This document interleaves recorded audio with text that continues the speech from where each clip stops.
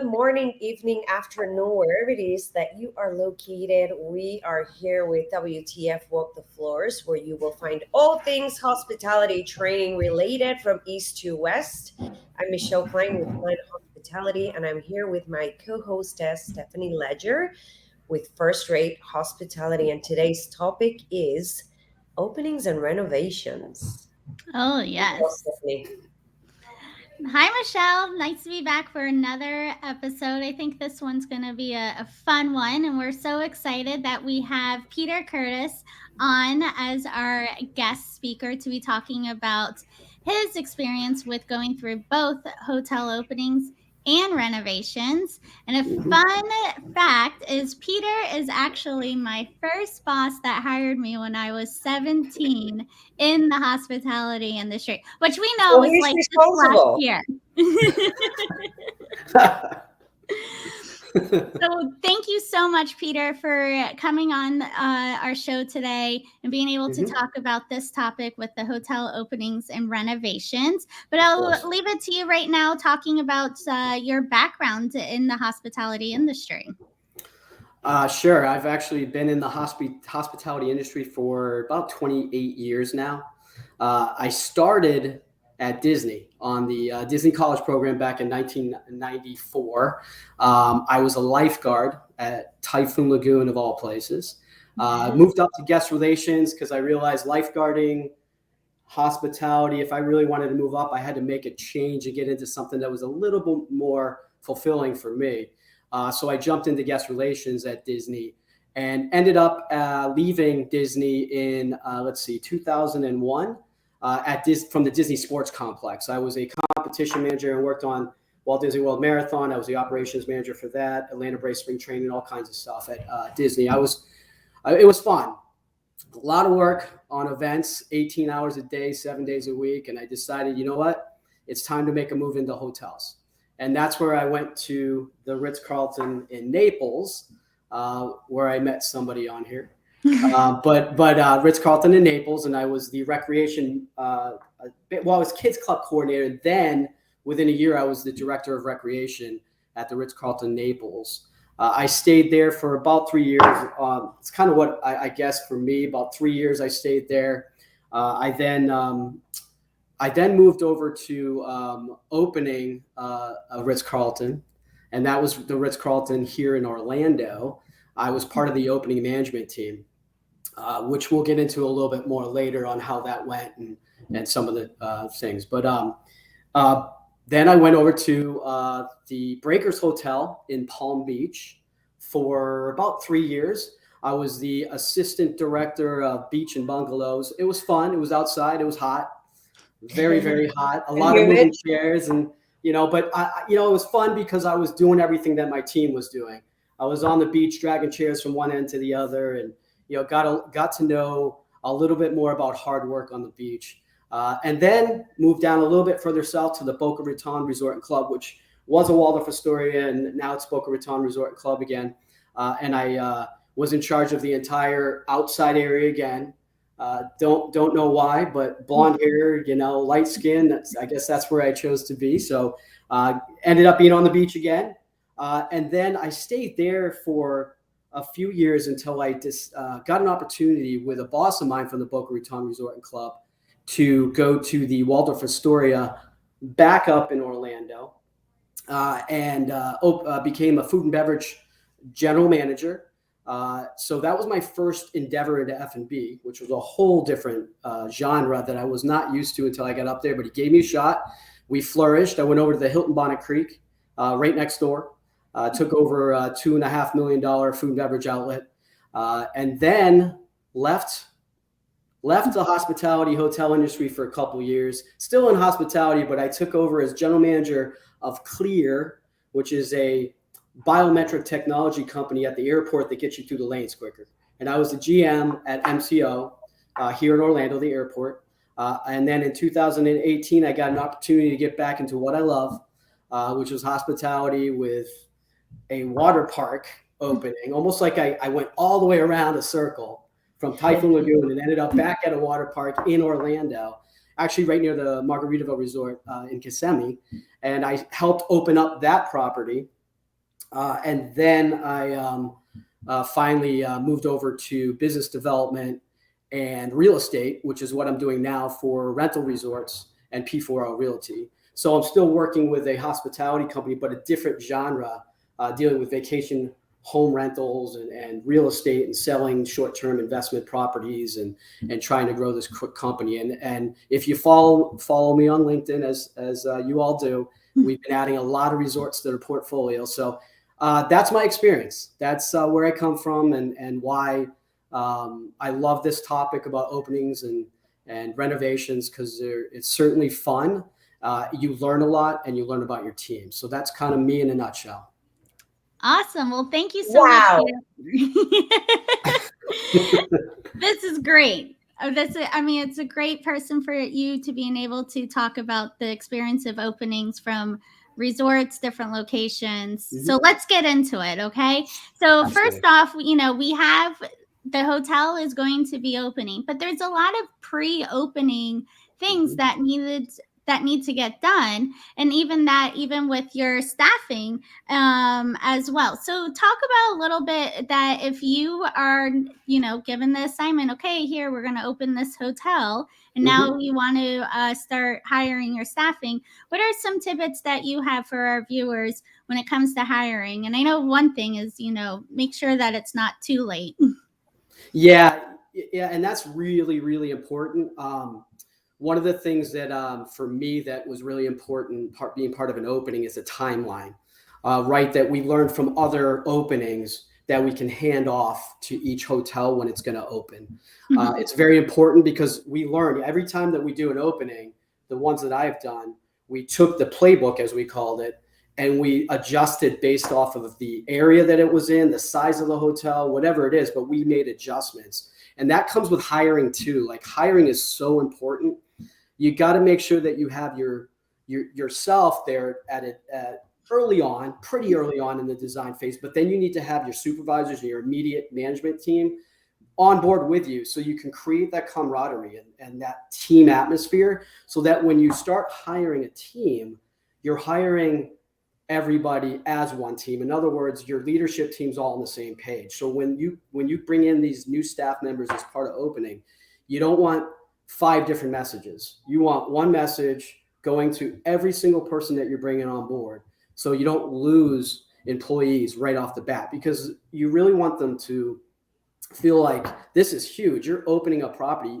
You're going to leave a legacy at this property when you leave. So you want to get them enthused and energetic when you start to bring them on board. And that is important as far as the leadership all being on the same page. And as far as hiring, we did a bunch of job fairs in the hotel, so that people could actually see the hotel being built. It was a visual thing for some people, because they could come and see, wow, this is unbelievable. I'm so excited. You get them really energized. So it helps you get that staffing, that the team members that you want to be part of something huge.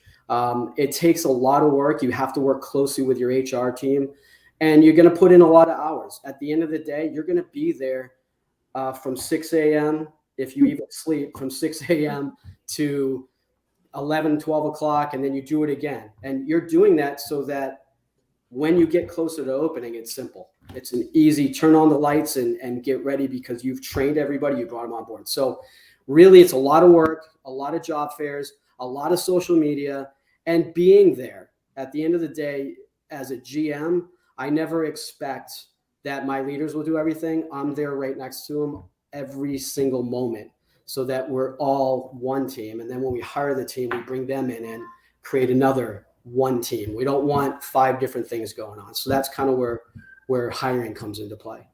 So, Peter, you have mentioned trying to hire your supervisors or your leadership team prior to the massive hiring. And what a great opportunity that is many times missed. When you bring in your leadership team early on, that allows them to be a support system to HR when it comes to those interviews, and B, gives them the opportunity to create their own teams. Yep.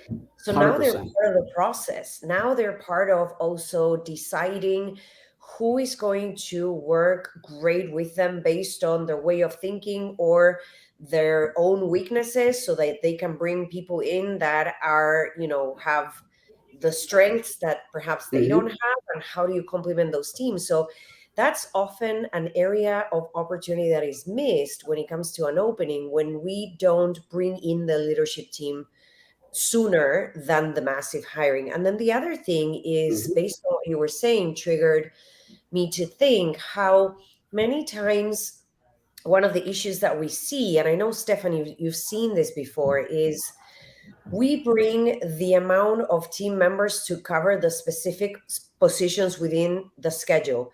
And here's the thing, in the first 90 days of opening, especially during an opening where not everybody has their duckies in a row, right? Mm-hmm. You're Yep. learning through the process. There's a lot of people, especially in leadership, who are probably new to the brand. When you're hiring the exact number of positions that you need to fill, that becomes a problem, because throughout the first 1, 2, 3, 4 weeks, you're going to have people who perhaps had a different expectation of the role. So Yep. they end up deciding to leave. Or Mm-hmm. perhaps as they start, you realize we haven't hired this person for the right role. We're going to move them to this other area where they can excel at what they do. So when we don't have that buffer, is when we run into this issue of now going back to the drawing board and having to pretty much do massive hiring all over again.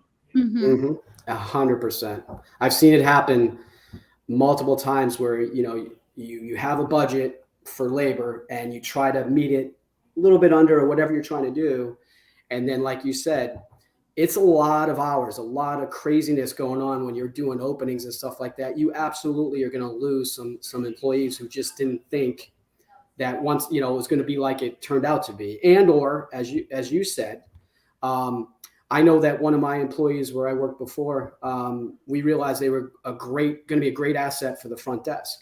So we moved them from recreation to front desk. That's going to happen. You're going to find people that are better suited for other areas. So absolutely, when that was one of the big things for me when I was hiring, is that we hired an additional like 20% over, knowing that we were going to have some that were either going to drop off or get transferred to another department. So we always hired above what we had on the budget. But at the end of the month or whatever, we were always under budget because we knew how to control it throughout the month.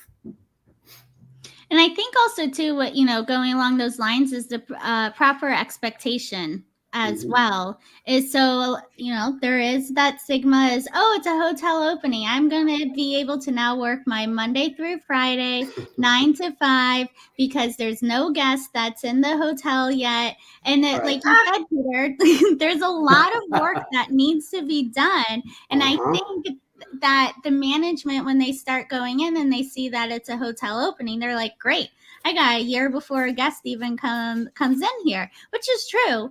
But there's so much more other things that need to go in: your discussions with the vendors, your hiring of the employees, what does our standards look like on a daily basis, even training your employees to knowing, like, hey, it's not just coming in at 9 and like chit-chatting Mm-hmm. around and then maybe we'll start on a project at 10 o'clock. It's just just as if there was guests in the hotel, to making sure that we're staying attentive and setting that expectation up during the interview process, Tim. Absolutely. And Yeah. I think what Yeah. some Go. people fail to recognize is that most typically during opening weeks, while you do, sometimes there's, 3 months or more that goes into the activation of the project as you get closer, right? And Mm-hmm. there is no way you're working Monday through Friday from 9 to 5. No. I mean, most likely you're like working week over week over week over Mm-hmm. week, to the point where someone's going to come to you and say, how many hours do you need to sleep today? I literally had this happen. That's one of my WTF type of moments in my career, Yep. where we were opening, taking over an entire EVS department for gaming. The entire public areas department for anything back of the house and outside of the gaming floor, plus all of stewarding for a property that was massive, right? With hallways and miles of hallways in an area where people were used to producing maybe at a 20%, right? And you are trying to, generate some revenue and make it happen and be profitable. And all of a sudden, you're opening this and you're opening that and getting this footprint put together. And my boss came to me once and he's like, "How many hours do you need to sleep today?" I've been sleeping 4 hours every day for the last 3 weeks. I don't know if I can sleep less than that. But, it's those things.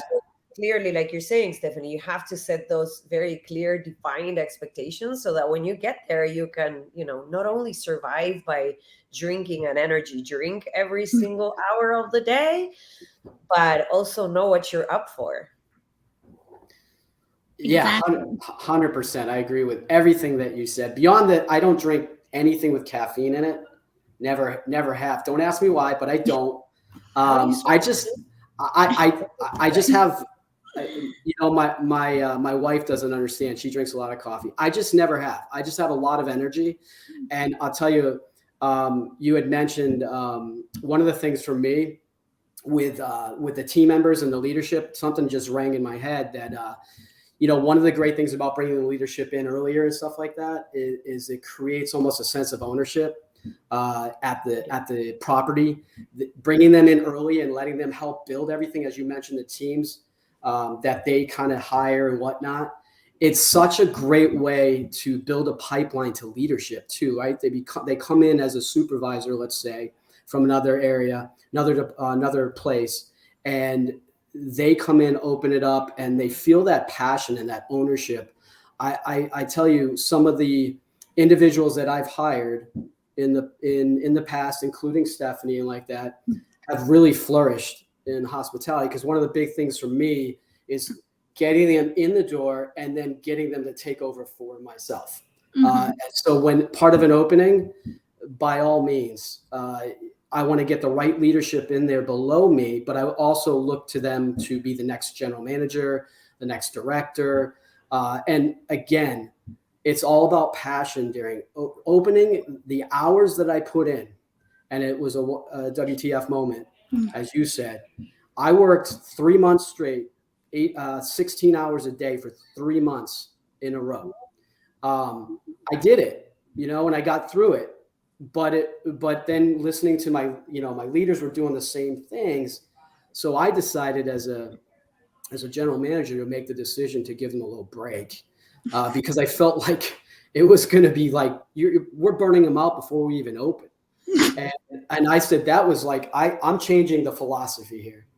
I know that you have to be here. I know that we have to be here, but we don't all have to be here, because we're all on the same page. And if you train them right, and all your leaders and yourself are on the same page, you can get breaks. You can have a little bit of a life outside of the hotel before opening. But I don't like status quo. I like to kind of ruffle things up a little bit. I don't think that you need to be there 16 hours a day, 7 days a week. That's just me. That's my opinion. As long as you've trained the supervisors correctly and you've trained the staff correctly that you brought on before opening, you have to trust them, and you have to delegate sometimes to let them kind of run the show, because guess what? They are the next ones in line. So I'm very big on life outside of work. I don't think you need to be there 16 hours a day, 7 days a week. I was, and I did it, but that's because I was the general manager and the expectation was that I was there.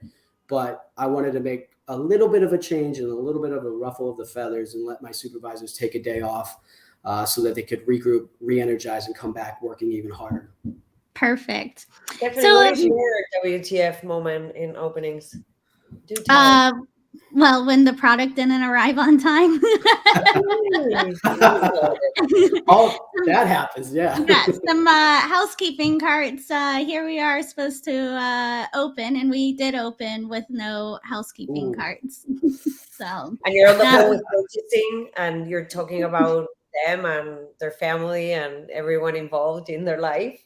Yes. Isn't that And lovely? but yeah, so that was definitely, and then you could have all the pre-planning of this opening, with your vendors, with your staff, with the guests. And there's things that it doesn't go according to plan, but that's Mhm. also too with hospitality, of being able to go with the flow and adjust accordingly, and trying to anticipate some of the things that you foresee that will not go according to plan. And how can you be a leader to making sure too that you're not bringing that negativity of like items not coming in on time down to your Mhm. staff. You don't want here's your new staff that's so excited to be part of the opening, and you're like, well, this opening's already horrible, we don't have any of the products. Keeping it still in a positive. All right, what can we do alternatively to making sure that the room attendants have what they need, and then being able to get the job done now that the guests are here. Mhm. Love it. But so let's move it a little. Let's just change gears here and talk about now on the renovation side, and your hotel is open. So it's Mhm. great when you're doing the opening because the guests aren't around, and then you can be able to have more time talking to the other departments. But now you're going through renovation, and a lot of times renovation is like a reopening, Mhm. but with guests now here that are very vocal about renovations that are happening. So Peter, let us know what are some tidbits that you have for that with renovation and guest experience. Yeah, communication is key early on. So you want to make sure that your team is aware of the plans, aware of the renovations, and what areas are going to be affected. Because at the end of the day, when a guest comes up to ask why the restaurant's closed or why the pool deck is closed, you don't want your team with no answers. They have to have an answer and alternatives. You have to prepare your team. At the end of when I worked at a front desk, one of the things that I always did in the morning, even before the renovation started, I would start preparing them every morning by telling them the timeline of what's coming up, what's good, how long will the rooms be closed on the wing over here, but I was always informative and communicative, because at the end of the day, if you don't communicate with your staff, they're going to present the wrong information to our guests, which then in turn causes a lot more issues than there should have been. Should have been clean and cut. Here's what's going on. This will be closed, but here's the alternative. Always have alternatives. Communication, as we all know, is key in every part of life, but especially when renovations are about to happen, because it's going to get messy. There's going to be delays. There's going to be things that happen that we weren't expecting to happen.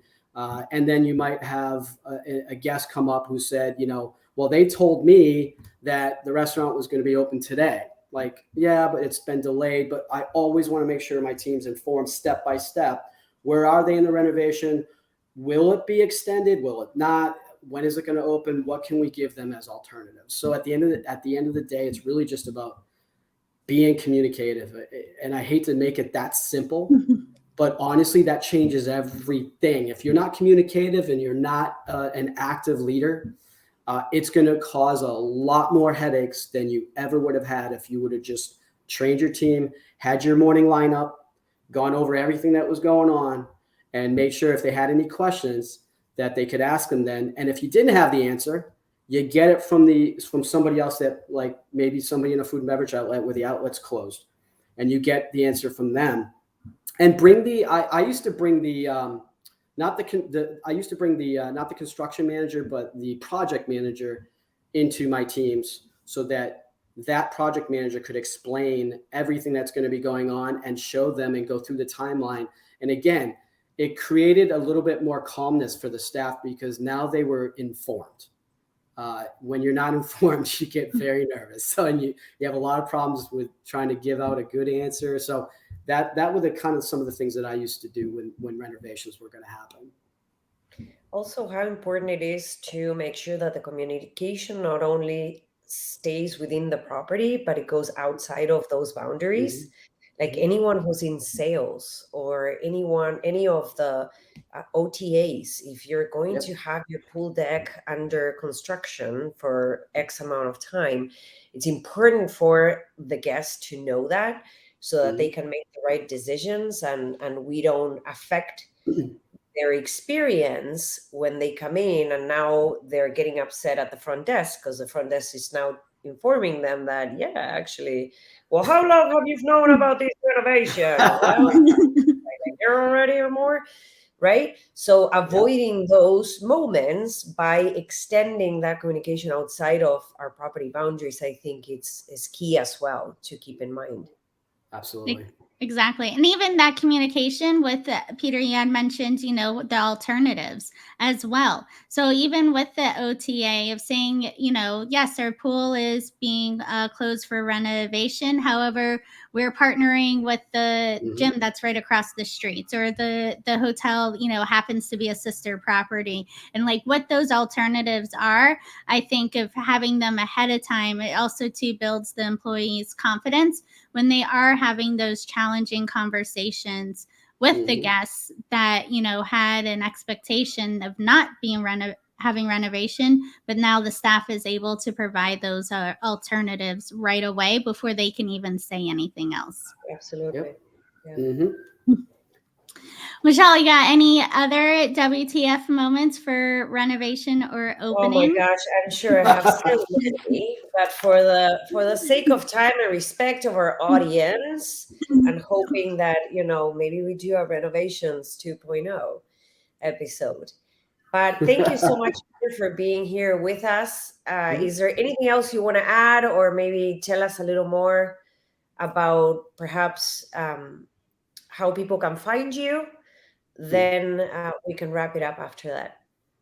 You can actually find me all over the place, but on social media, you can find me on LinkedIn and Facebook and all that. I know my social media, but this is what happens when you grew up with social media becoming, I guess, a big part of everything. My son can tell you everything about where I am on social media. I know I'm on Facebook and LinkedIn, and I'm on there and like that. But I would say that he knows a lot more about social media than I do. But I tell you, social media has helped me get my name out there, especially with doing real estate and business development now. And it also has allowed me to network with so many people. It's if you just go online, it's Peter Curtis, and I'm with P4L Realty. Also, Rental Resorts is my sister company, and we are strictly vacation rental around the world. We have gone from 5 locations in Orlando to like 50 to 60 resorts around the world.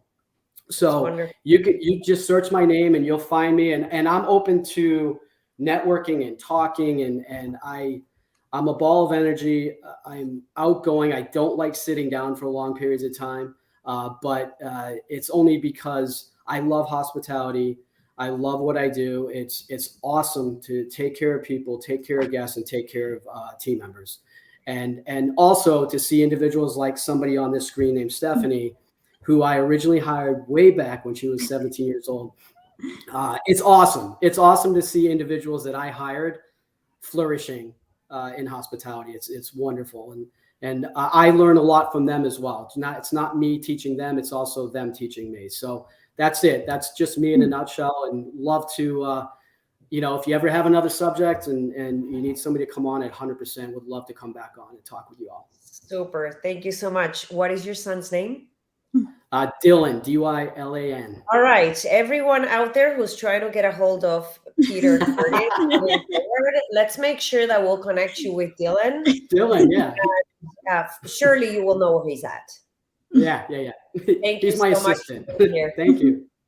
Thank you again, Peter. And until next time, we'll see or hear and everyone on our future episodes. And can't wait to talk about our next topic. But thank you again. Bye, everyone. Bye.